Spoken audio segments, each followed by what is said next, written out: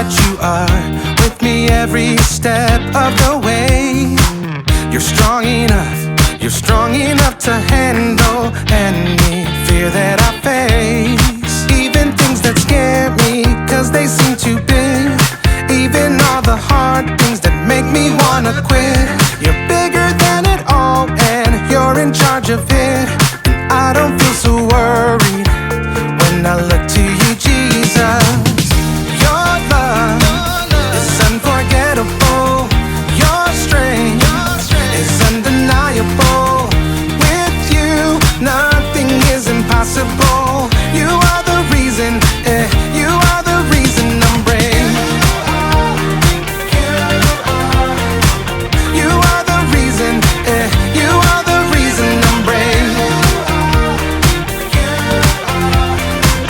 You are the reason, you are the reason I'm brave. When I look at how great you are, your kindness helps me believe that you are good, and with you I can do anything.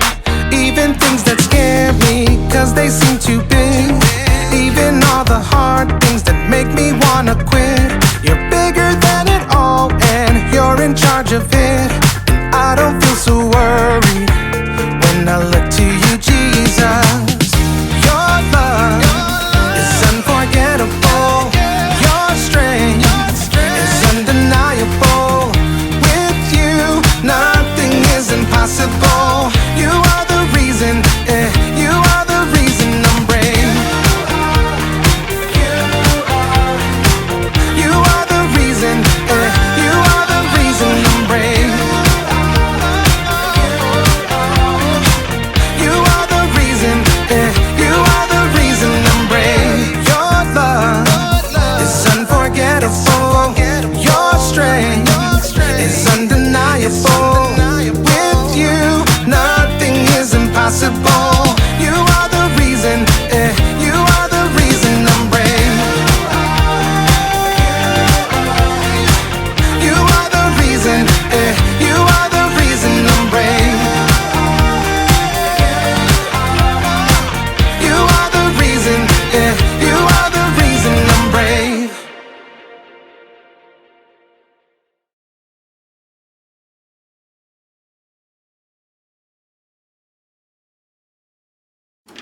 Welcome to Story Lab. This week, we're talking about courage, while we take a look at the story of a girl who stood up for an entire nation. Oh, and we're also going here.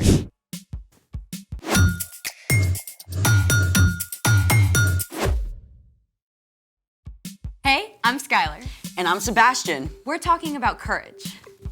That's being brave enough to do what you should do, even when you're afraid. We all have to be brave sometimes, but some people have to be brave every day for their job. People like bomb diffusers who have to take apart a bomb so it can't explode. Or think of those ginormous skyscrapers full of tall glass windows. Someone has to clean all those windows hundreds of feet up. Or pilots who test super fast new aircrafts to make sure they're safe. These men and women prepare themselves to do hard things over and over. God must give them like an extra dose of courage for breakfast every day. Can I get a sausage, egg, biscuit, and a mocha latte with 2 pumps of courage, please? I don't think it works that way. We should ask someone. We're about to. Our guest today has faced some of the scariest situations you can imagine. Brain surgery, algebra 3, calculus. How about a burning building?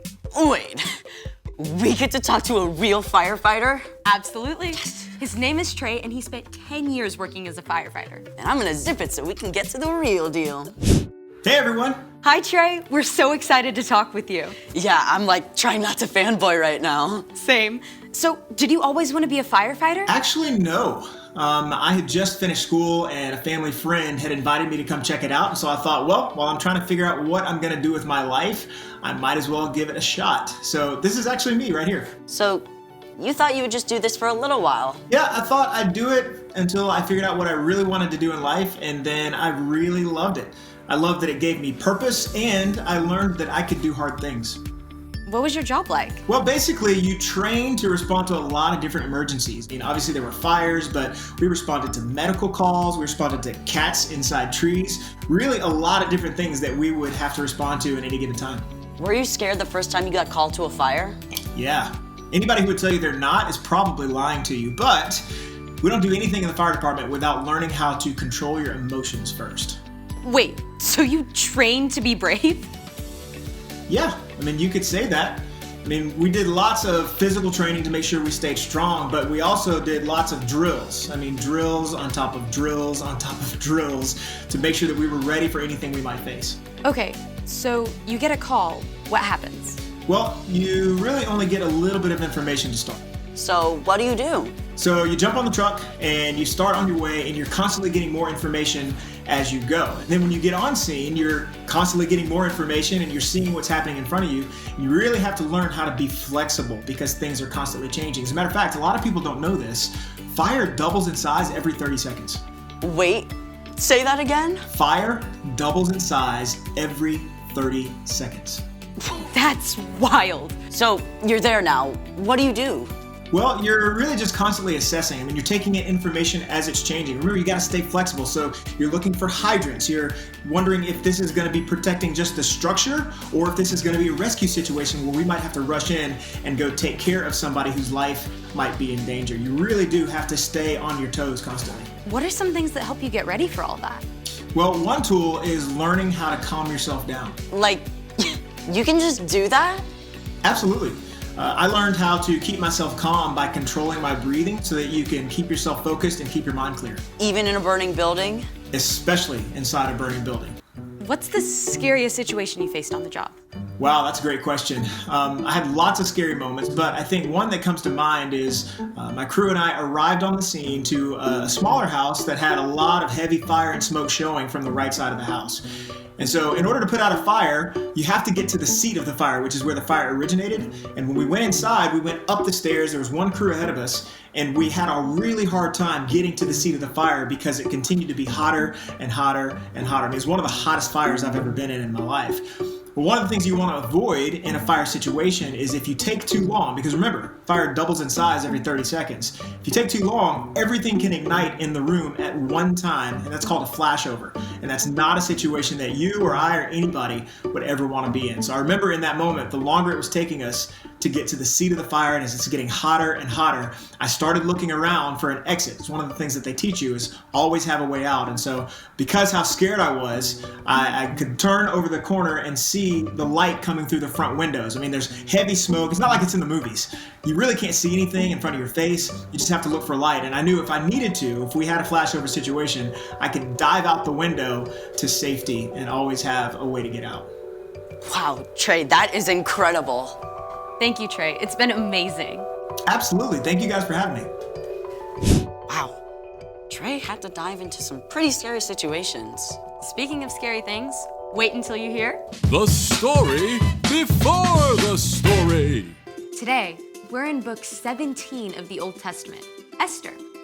God made a plan to bless the whole world through Abraham's family, the Israelites. But over and over, God's people would run to God and then pull away, back and forth, just like a yo-yo.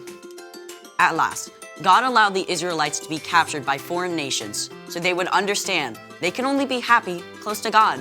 Even in captivity, though, some of these men and women still loved and honored God, like a girl named Esther and her cousin Mordecai, which is where our epic story begins. Take it away! Years before, the Jewish people had been captured and taken from Jerusalem to Babylon.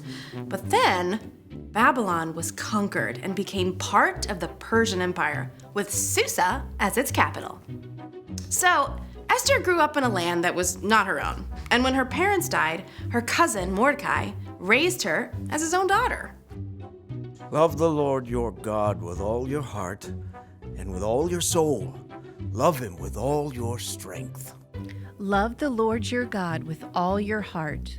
One day, a new king named Xerxes came to power in Persia, and this guy was a character. He threw a crazy wild party and then fired his own queen for refusing to show up. Not the kind of guy you want running your country. Anyhow, when he finally calmed down, he realized he didn't have a queen anymore, so he decided to look for a new one. After a long search through the entire kingdom, Xerxes chose Esther. Cousin Mordecai, what do I do? Don't tell anyone you're from a Jewish family. We've already seen that Xerxes didn't bother to think much before making decisions, so he chose on a whim to promote an official named Haman to take charge of all the other nobles in the kingdom. Haman had a ginormous ego, and he loved making all the other officials outside the palace bow low to him. But Mordecai refused to bow down to Haman, and this made Haman so mad he about went through the roof! Haman was such a terrible guy that he decided not only to punish Mordecai, but every single Jew in the country. He went to King Xerxes with a terrible plan.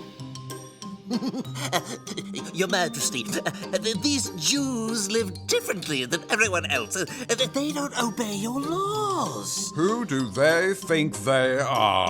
I know, right? Give the order to destroy them.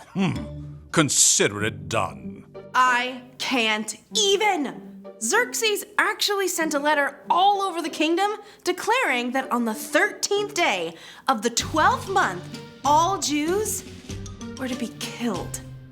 When Mordecai and the other Jews discovered this horrible news, they dressed in rough cloth and wept bitterly.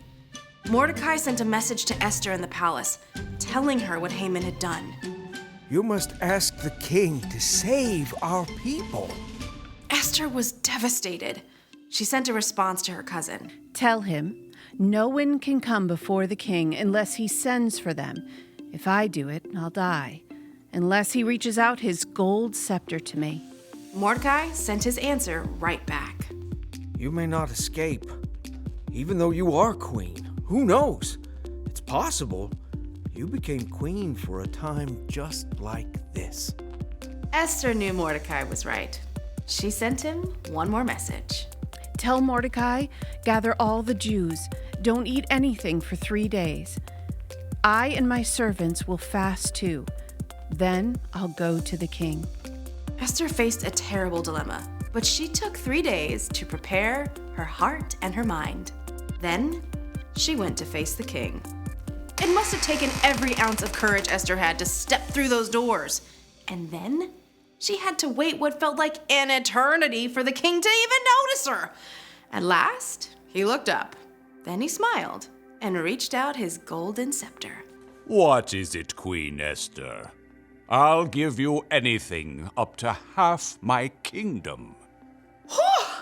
Esther must have been shaking with relief. But instead of making her request right away, she asked the king to attend a special banquet along with Haman.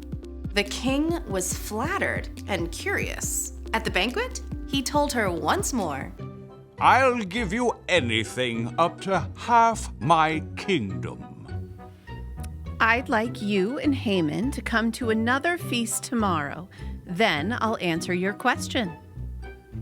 What? The king was so intrigued, he agreed to come back again. The next night, he and Haman joined Esther at a second festive meal. What do you want me to do for you? I'll give you up to half my kingdom.